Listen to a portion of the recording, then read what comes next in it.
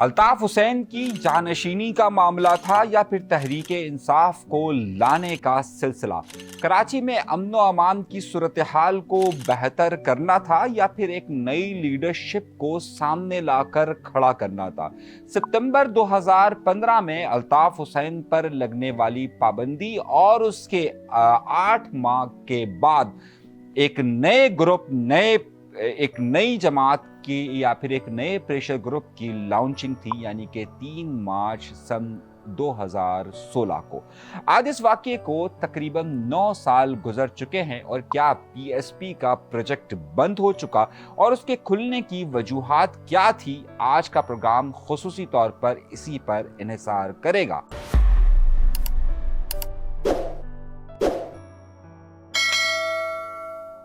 اپنے پروگرام کا باقاعدہ آغاز کرتے ہیں اپنے پروردگار کے شکر سے۔ آج ہم جس اہم موضوع پر گفتگو کر رہے ہیں اور آج کی تاریخ کے حوالے سے ہم جس پر بات کر رہے ہیں، یہ مارچ کا مہینہ ہے، اور جب میں پروگرام ریکارڈ کر رہا ہوں 3 مارچ ہے۔ 3 مارچ کراچی کی تاریخ میں وہ دن تصور کیا جاتا ہے کہ جب ایک پروجیکٹ یعنی کہ پی ایس پی جیسا ایک پروجیکٹ کو لانچ کیا گیا۔ سمجھنے اور سوچنے کی ضرورت یہ ہے کہ آخر اس پروجیکٹ کو لانچ کرنے کی وجہ کیا تھی، یا پھر اس سیاسی جماعت کے وجود کی ضرورت کیوں کر پیش آئی تھی اور پھر یہ فلاپ کی طرف کیوں گیا۔ اس پورے آج کے ٹاپک میں اس پر گفتگو کریں گے، لیکن اس سے پہلے میں آپ کو لے جانا چاہتا ہوں سن 2011 اور 2013 کے درمیان میں۔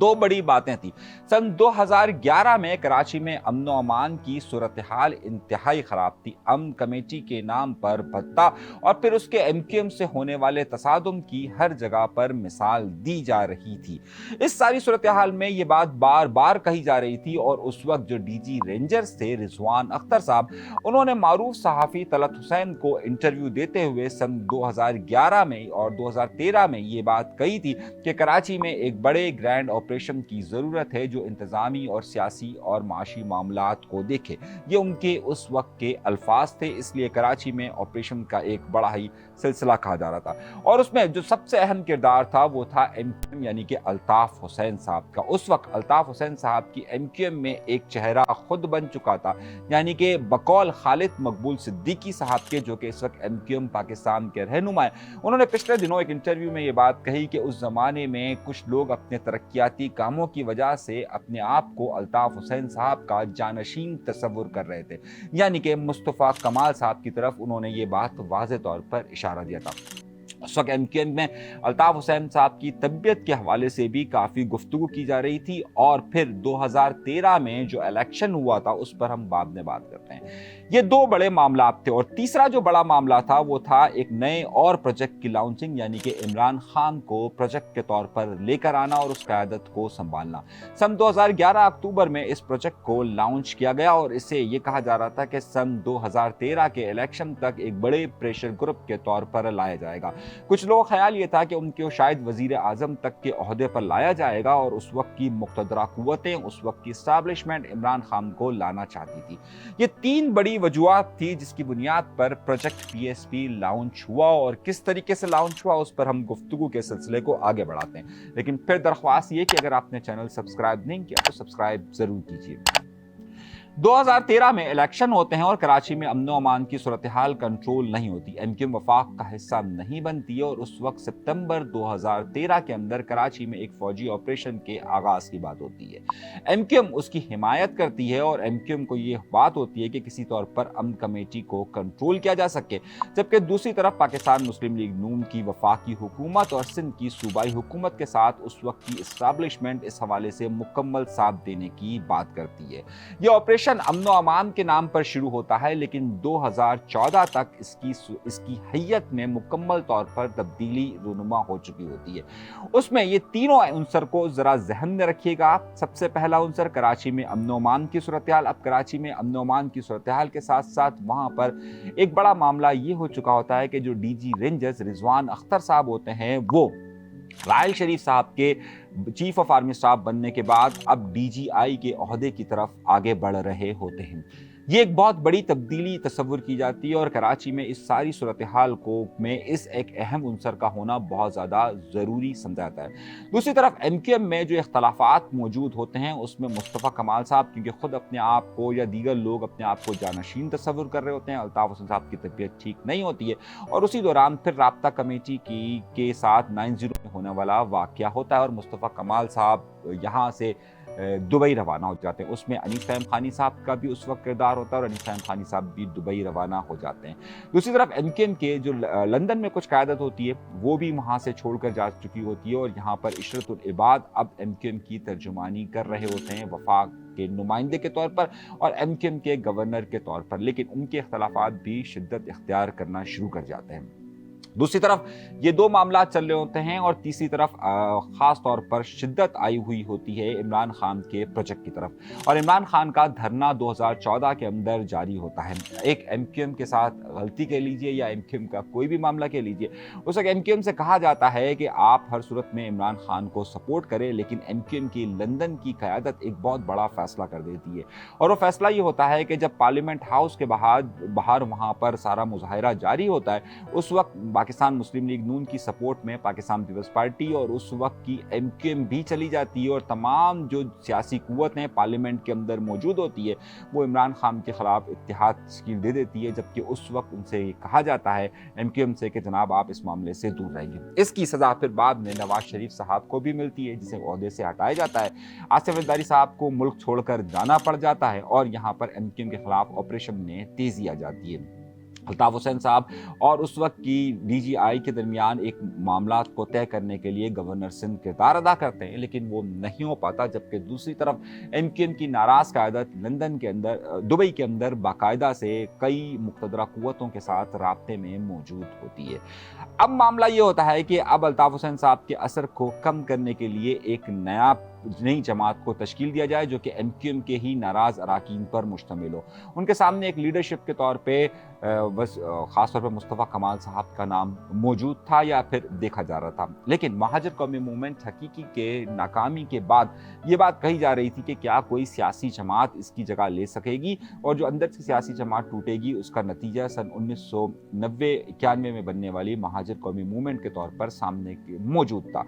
ایم کیو ایم سے تعلق رکھنے والے بڑے بڑے نام یہ مشورہ دیتے ہیں مقتدرہ قوتوں کو کہ جناب ان کی جگہ پر ایک پریشر گروپ تشکیل دیا جائے اور وہ pressure group M Q M کے لوگوں پر ہی مشتمل ہو، جو بعد میں الطاف حسین صاحب کی طبیعت بھی ناساز ہے، الطاف حسین صاحب کو ہٹا کر وہ pressure group M Q M کو پر اپنا کنٹرول حاصل کر لے۔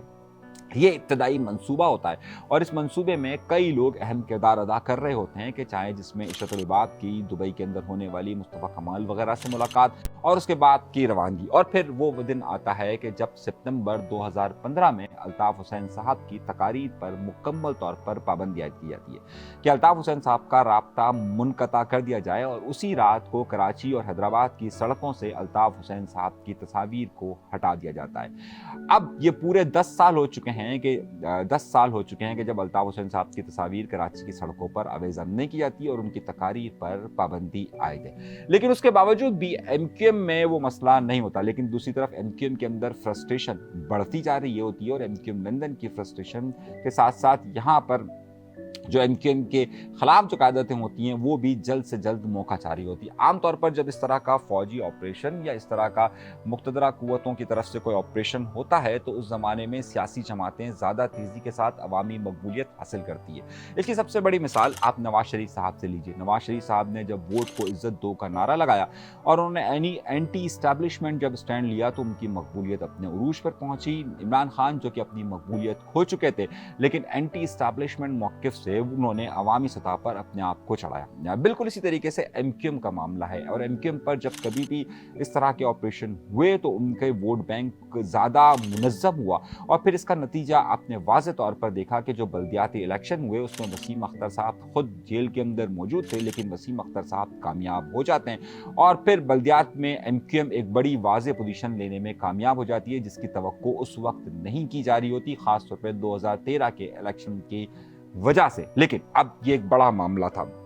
यहाँ पर अब ज़रूरत इस बात की थी कि अब उस प्रेशर ग्रुप को हर तौर पर लॉन्च किया जाए और इसके लिए 3 मार्च का दिन तय होता है और मुस्तफ़ा कमाल साहब और अनीस क़ायम ख़ानी साहब यहाँ तशरीफ़ लाते हैं। जब वो आते हैं तो पहले समझा जाता है कि वो अकेले शायद जो प्रेशर ग्रुप है तो वो 90 जाएंगे या वो 90 के करीब जाएंगे और वहाँ से वो उसका आगाज़ करेंगे। लेकिन ये अहम मामला उसी वक्त तय नहीं हुआ और यहीं से एक सबसे बड़ी गलती का आगाज़ हुआ। ये गए ख़याबान सहर और वहाँ पर जो इब्तदाई 2 दिनों के अंदर जो तासुर उभर कर सामने आया वो ये आया कि जिन लोगों से राब्ते किए जा रहे थे या जिनसे बात की जा रही थी वो तमाम वो लोग थे जो कि उस वक्त एस्टैब्लिशमेंट के करीब तस्वुर किए जाते थे। अगर वहाँ पर ये फैसला जिस तरीके से तय हुआ था कि वो 90 जाएंगे और फिर वहीं से अगर प्रेशर ग्रुप अगर तश्कील पाता है या एमक्यूएम के किसी करीबी हलकों में जाएंगे और वहाँ से प्रेशर ग्रुप होगा तो एक अलहदा बात है। लेकिन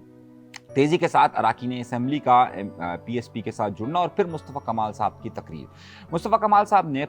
जो प्रेस कॉन्फ्रेंस की उस प्रेस कॉन्फ्रेंस में उन्होंने वाज़े तौर पर एमक्यूएम अल्ताफ़ हुसैन साहब से अलहदगी का ऐलान करते हुए अब इस प्रेशर ग्रुप की शक्ल और हैयत को एक अलहदा तंजीमी ग्रुप के तौर पर दे दिया। उन्होंने अल्ताफ़ हुसैन साहब के ख़िलाफ़ एक ख़तरनाक किस्म की तकरीर की और तकरीर करने के बाद अब ये बात वाज़े हो गई थी कि अब ये प्रेशर ग्रुप नहीं होगा। प्रेशर ग्रुप ये उस सूरत में होता कि वहाँ जाता अल्ताफ़ हुसैन साहब की बात करता और फिर उस प्रेशर ग्रुप के बाद वो कंट्रोल हासिल करता और कंट्रोल हासिल करने के बाद वो फिर आगे करता। लेकिन इस प्लान में तब्दीली ने इसे एक बार फिर 1992 की कंडीशन पर पहुंचा दिया और हुआ ये कि मुस्तफ़ा कमाल साहब की लॉन्चिंग के साथ ही यहाँ पर जो अल्ताफ़ हुसैन साहब की मकबूलियत है उसमें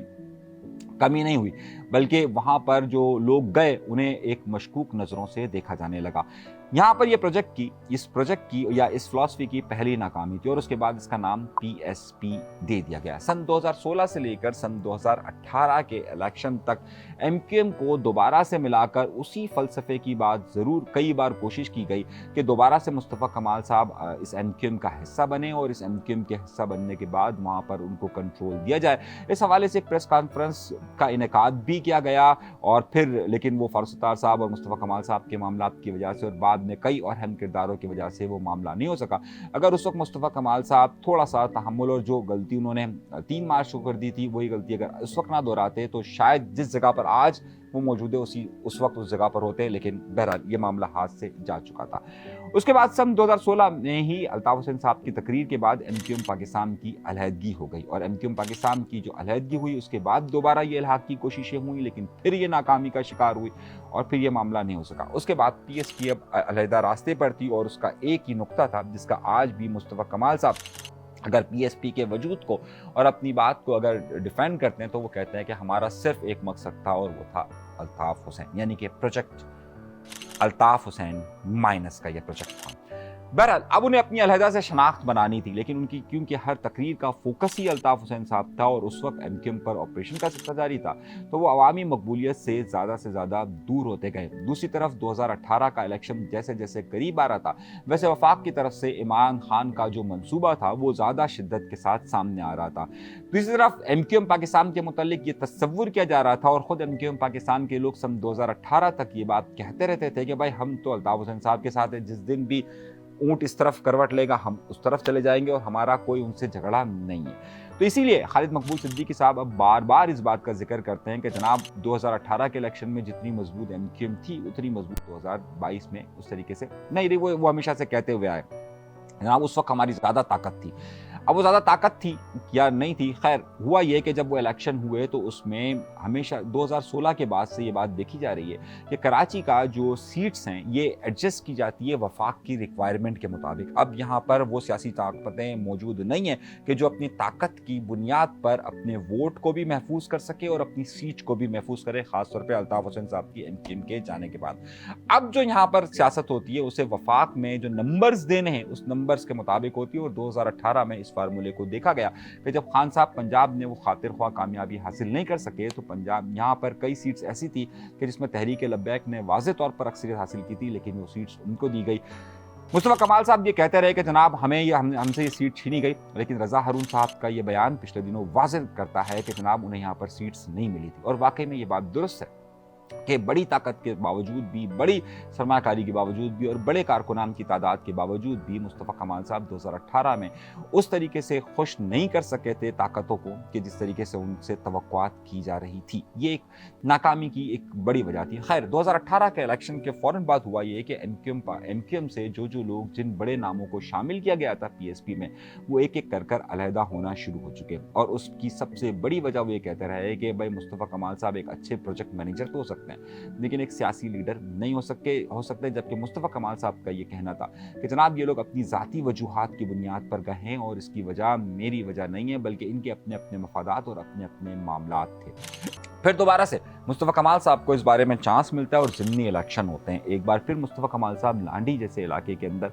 और बल्दिया टाउन जैसे इलाके के अंदर अपने आप को मजबूत करने की कोशिश करते हैं। लांडी के अंदर उनके पास एक वाज़े मौक़िफ़ मौजूद होता है, महाजिर अक्सरियती इलाका मौजूद होता है, लेकिन वहाँ पर एमक्यूएम पाकिस्तान 10,000 के वोट लेकर सिर्फ कामयाब करार पाती है और उनके मद्दे मुकाबिल सेकंड नंबर पर टीएलपी आती है जो सिर्फ चंद वोटों से पीछे होती है। तीसरे नंबर पर महाजिर कौमी मूवमेंट यानी आफाक मसाब आते हैं और फिर उसके चौथे पाँचवें नंबर पर जाकर आती है पीएसपी। इसी तरीके की सूरत हाल उनको दरपेश आती है बल्दिया टाउन के इलेक्शन में भी। वहाँ पर भी वो अपने आप को साबित नहीं कर पाए। उसके बाद बल्दियाती इलेक्शन के हवाले से एक मुहिम का आगाज़ होता है और उनकी जगह पर मुस्तफ़ा कमाल साहब एक बड़ी आवाज़ बनने की बजाय उनकी जगह पर हाफिज़ नईमुर रहमान साहब जगह लेना शुरू कर देते हैं। सो गुंजाइश वहाँ पर सियासी गुंजाइश, अवामी गुंजाइश उनके लिए कम होना शुरू हो जाती है।